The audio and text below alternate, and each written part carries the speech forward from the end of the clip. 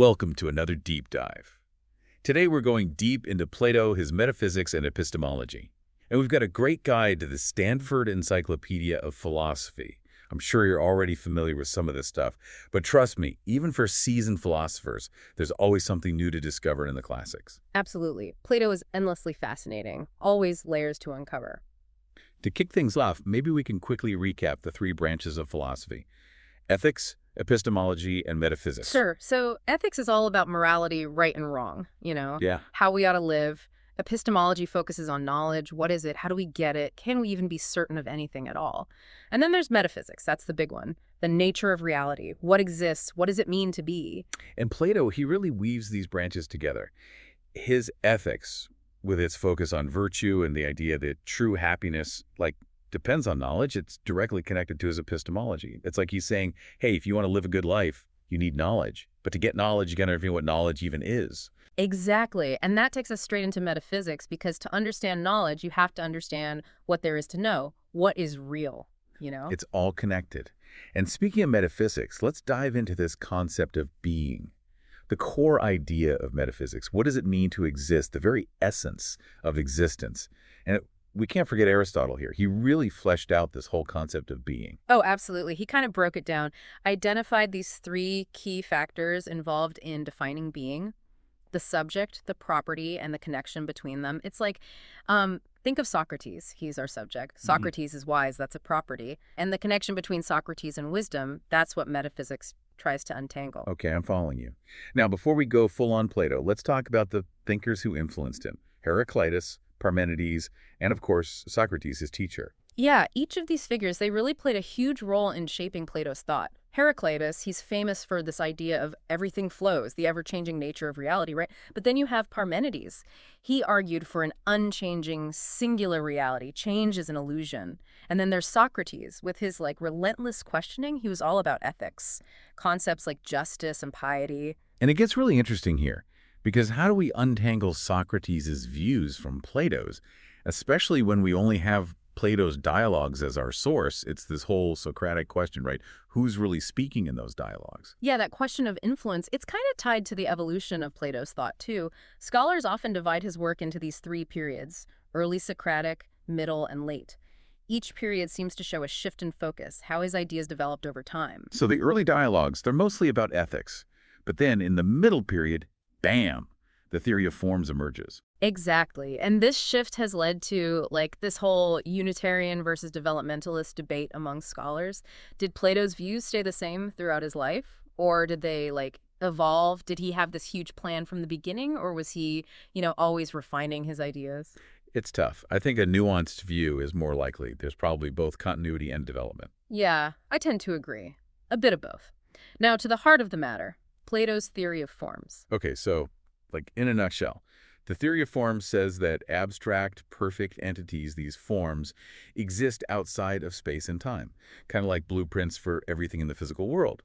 So for every concept, beauty, justice, whatever, there's a corresponding form: beauty itself, justice itself. Right. And Aristotle gives us some insight into how Plato took this concept of universal roundness, for example, applicable to all these different objects, and he kind of separated it, saying there's this distinct form of roundness, which was different from Socrates, who focused more on ethical universals that we find within our world. So while Socrates, he used his elenchus, this method of questioning, to try to figure out the essence of justice and stuff, Plato took it further, saying these forms, they exist independently, beyond our senses. And a key text for understanding all this is the Phaedo. Yes, the Phaedo is crucial. It's where he argues for the soul's immortality. Yeah. And he contrasts the unchanging nature of forms with this ever-changing material world. Right. In the Phaedo, he introduces this idea that forms are like auto kath auto, existing in and of themselves, perfect, simple, indivisible. Whereas the particulars, the stuff we actually experience, are imperfect, complex, always changing. And that leads to these two super important relationships that Plato outlines: being and partaking. Being describes how a form relates to its property, like beauty itself simply is beautiful. And partaking explains how particulars relate to form. So a beautiful sunset, it partakes in the form of beauty. Okay, got it. But self-predication now, that one always makes my head spin. It's the idea that a form actually possesses the property it represents. So beauty is beautiful, justice is just.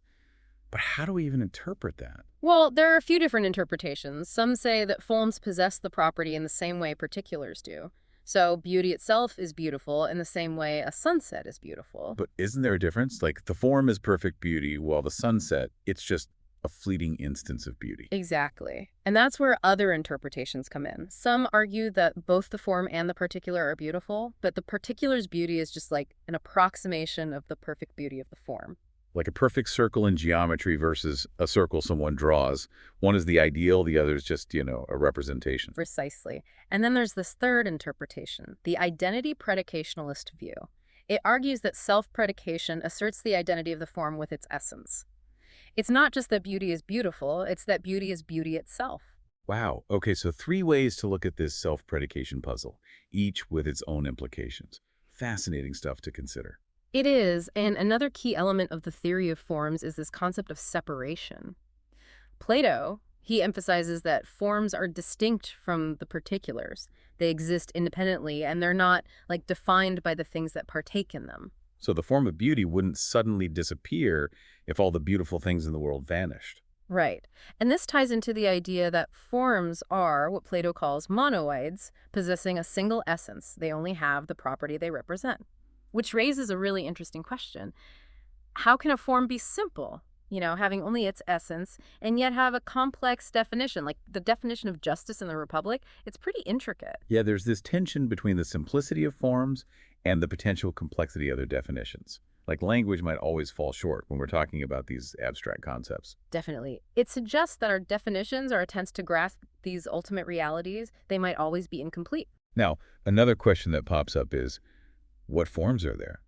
Did Plato believe there was a form for absolutely everything, or just certain properties? That's a great question, and it's still debated. Some scholars think he might have limited the forms to what they call incomplete properties, properties that require comparison or context, like large, small, or equal. So a puppy, it's small compared to an elephant, but huge compared to an ant. There's no absolute smallness, it's relative. Exactly. It's this, what they call compresence of opposites and particulars. Something can be both large and small depending on what you compare it to. That might be why Plato thought there should be forms for these relative properties. Makes sense. So how did Plato view those particulars, those imperfect, changing things we experience in the world? He described them as copies or images of the forms, right? Yes, and he emphasizes how they're deficient compared to the forms. They're material, changeable, complex, and they're objects of belief, not knowledge. It's like he's saying, don't be fooled by the shadows on the cave wall. True knowledge is about understanding the forms themselves. Precisely. He uses all these vivid metaphors to illustrate this relationship. The world we perceive is just a reflection of the true reality represented by the forms. And that's where the concept of form copies comes in. Individual instances of a form present in the particulars. So like the roundness of a specific ball is a form copy of the form of roundness. Right, but the question is, are these form copies like independent entities, or are they just metaphors for the relationship between particulars and forms? It's a debate that's going on. Seems tricky.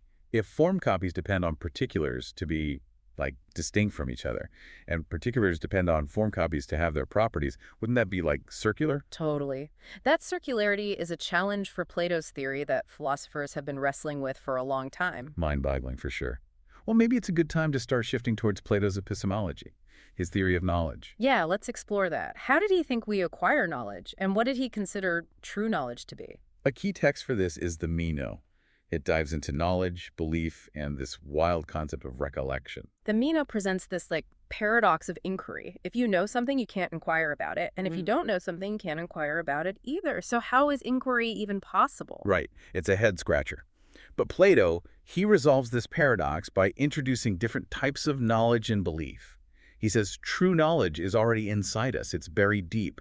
We just have to recollect it. Exactly. He uses that example of Socrates questioning the slave boy about geometry. The boy has no formal training, but Socrates guides him to the right answer through questions. So it's like saying, look, the knowledge is already there. You just need a little push to uncover it. Exactly. This idea of recollection is a big part of Plato's epistemology. This is a great place to pause, I think. We've covered a lot, from the branches of philosophy to the forms and this idea of recollection. Ready to dive even deeper. Absolutely. Let's keep going. Okay, so Picking up where we left off, let's really unpack this idea of recollection. What does it mean for Plato's theory of knowledge? Right, because if learning is actually remembering stuff our souls knew before we were born, it's like, whoa, we're not really learning anything new. We're just uncovering what we already know deep down. It is a pretty wild idea, isn't it? And in the Phaedo, Plato, he lays out these conditions for recollection to even happen. You need prior knowledge of the thing you're remembering, right? Then something in your experience has to, like, trigger this recollection. And then you got to have this awareness of a gap in your understanding, like a kind of intellectual hunger. It pushes you to seek that full knowledge you once had. So it's kind of like when you see a face and it's familiar, but you can't place it.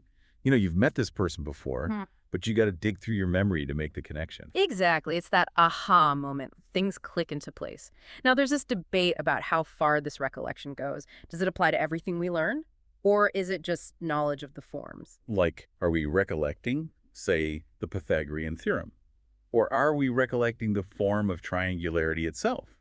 Big difference. Huge difference. And there's the challenge of explaining how we can even recognize something we've never encountered in this life. Like if our souls knew it before we were born, how do we even know what we're looking for? Yeah, it's a real brain bender. Which brings us to the Republic and some of Plato's most famous analogies. The sun, the line, and of course the cave. Right. These analogies are just brilliant. They show us the relationship between the world of forms and the world of appearances. Like in the sun analogy, the good is like the sun, illuminating the intelligible realm, just like the sun lights up our world. The good is the source of both knowledge and the being of the forms themselves. It's like he's saying, to understand reality, you got to see the light, literally and metaphorically. Absolutely. And the line analogy takes us even further, dividing both the intelligible realm and the visible realm into these segments. So at the very top, you have the forms. That's true knowledge. Then mathematical objects and reasoning. Then in the visible realm, you have physical objects. And at the very bottom, shadows and reflections. Like a hierarchy of reality. The forms are at the top, the peak of knowledge. Exactly. And each segment is linked to a different way of understanding. At the highest level, you have nous, intellect, the faculty that grasps the forms. Okay, and then the cave, right? Maybe the most famous analogy. The prisoners, chained in the cave, they only see shadows on the wall. They represent, like most of humanity, trapped in this world of appearances, mistaking shadows for reality. Totally. And the prisoner who escapes the cave and sees the sun, he represents the philosopher, the one who ascends to the world of forms and grasps true knowledge. Such a powerful image. So for Plato, perception and belief, they're limited. They're like showing us shadows. To get to true knowledge, you need to use dialectic, reasoned argument, climb up to the realm of forms. Right. Dialectic is the method for moving from the hypotheses of science and mathematics, which are still based on appearances, to the unhypothetical first principle, the good. It's a journey of enlightenment, right? From the darkness of the cave to the brilliance of the forms. But how do we actually make that journey? How do we go from perception and belief to knowledge? It's not easy, and Plato knows that most people never reach that highest level of understanding. But he does give us some guidance. In the Phaedo and the Republic, he talks about this method of hypothesis. The method of hypothesis, what's that? Basically, it's about starting with these provisional assumptions, hypotheses, and then you test them. You see if they hold up against the evidence and higher principles. It's a process of refinement. You keep testing your understanding until you get to the unshakable truths of the forms. So we're not just like passively receiving knowledge. We're actively building it through this process of testing and refining. But if knowledge is rooted in the forms, does that mean we can't have knowledge of the physical world at all? Are we stuck with just believing things about, like, the stuff we see and touch around us? That's a big question. It's one that has led to a lot of debate among Plato scholars. Some interpretations, like the predicative reading, they see a strict division between the objects of knowledge, forms, and belief, particulars. So yeah, that would mean knowledge of the physical world is impossible. But what about the veridical reading? We talked about that a bit earlier. Doesn't that offer a different way of looking at it? It does. The veridical reading focuses on propositions as the objects of both knowledge and belief. So the same proposition, like this table is brown, it can be both believed and known, depending on what justifies that belief. So I could believe the table is brown just based on what I see, but I can know it's brown if my belief is based on, like, understanding the forms of brownness and tableness. Exactly. Proponents of the veridical reading say that Plato does allow for knowledge of the physical world, but it's a knowledge that's grounded in the forms. The forms give us the framework for understanding, the ultimate reference point. So it's like the forms are a blueprint, a reference point for understanding the world. We can have real knowledge of stuff in our world, but it depends on understanding the forms. It's like seeing the world through a philosophical lens. That's a great way to put it. The forms are the foundation, the bedrock of intelligibility. They allow us to go beyond just perception and belief to a deeper, more solid understanding of what's around us. I see. It's not about ignoring the physical world. It's about seeing it in relation to this higher, perfect reality. Exactly. And all of this connects to another fascinating aspect of Plato's epistemology, the role of intuition versus reasoned argument in acquiring knowledge. Some scholars, they're called intuitionists, they emphasize these moments of direct apprehension, like you immediately grasp the forms. That's what Plato describes in those analogies from the Republic. Like the prisoner who escapes the cave. He sees the sun for the first time, and it's this sudden, overwhelming realization. Precisely. But then there are other scholars, the holists, and they emphasize reasoned argument, the step-by-step process of dialectic that Plato lays out. They say knowledge of the forms is gradual, you build it up, and it needs, solid justification. It's not just about having these aha moments. It's about carefully building this, coherent and well-supported understanding. Exactly. And holists, they often point to how Plato insisted that true knowledge means you have to be able to give an account, a logos, for what you know. It can't just be a feeling or a hunch. For Plato, true knowledge has to be reasoned and demonstrable. You can't just say, I know it because I feel it. You have to explain why you know it and how you got there. Right. And this whole debate between intuition and holism, it just shows how complex Plato's epistemology is. It's not this simple theory. It includes both intuition and reason. It acknowledges all these different ways we can approach knowledge. It's like Plato is saying, yeah, there are those flashes of insight, but true knowledge takes careful thought. Reasoned argument. You have to be willing to constantly challenge your understanding. Well said. And it's interesting that Plato never really systematizes his epistemology. He leaves things open to interpretation. That's part of what makes his work so fascinating and relevant. So true. He gives us glimpses, analogies that make you think. But the final synthesis is up to us. He's inviting us to join the conversation, grapple with these fundamental questions about knowledge, reality, and what it means to be. And that's the beauty of philosophy, right? The journey is just as important as the destination. Before we wrap up, I'd love to hear your thoughts. What really stands out to you from all of this? What questions are still swirling around in your mind? Yeah, I'm still kind of stuck on that question too. Can we really have knowledge of the physical world according to Plato? He puts so much weight on those forms. It makes me wonder if our experiences, like the stuff we see and touch every day, are they just shadows, like he says in the Republic? It's a tough one. Philosophers have been debating that for centuries. It's easy to read Plato as being skeptical about the physical world, especially with those analogies in the Republic. But I think it's more complicated than that. Okay, so what makes you say that? Well, think about those two readings of Plato's epistemology we were talking about, the predicative and the veridical. The predicative reading, with that strict division between forms and particulars, it seems to rule out knowledge of the physical world. But the veridical reading, the one that focuses on propositions, it gives us another perspective. Right, the veridical reading says the same proposition, like this table is brown, can be both believed and known. It depends on what justifies that belief. So I could believe it's brown because of what I see, but I could also know it's brown if my belief is tied to an understanding of the forms, like brownness and tableness. Exactly. And some scholars argue that's exactly what Plato was getting at. They point to passages where he suggests that people who understand the forms, they actually can have knowledge of the physical world. It's just not the same kind of knowledge as knowing the forms. It's knowledge that's ultimately grounded in the forms. They use the forms as a framework. So it's like the forms are giving us a blueprint, right? A reference point for understanding the physical world. We can have real knowledge about stuff in the world, but it comes from a grasp of the forms. It's like looking at the world through this philosophical lens. That's a great way to put it. The forms are the foundation, the bedrock of intelligibility. They let us go beyond just perceiving and believing to a much deeper, more grounded understanding of the world. That makes sense. So it's not about dismissing the physical world. It's about seeing it in relation to this higher, perfect reality. Exactly. And all of this is tied to another really interesting aspect of Plato's epistemology, intuition versus reasoned argument. How do we acquire knowledge? Some scholars, the intuitionists, they emphasize those moments of direct apprehension.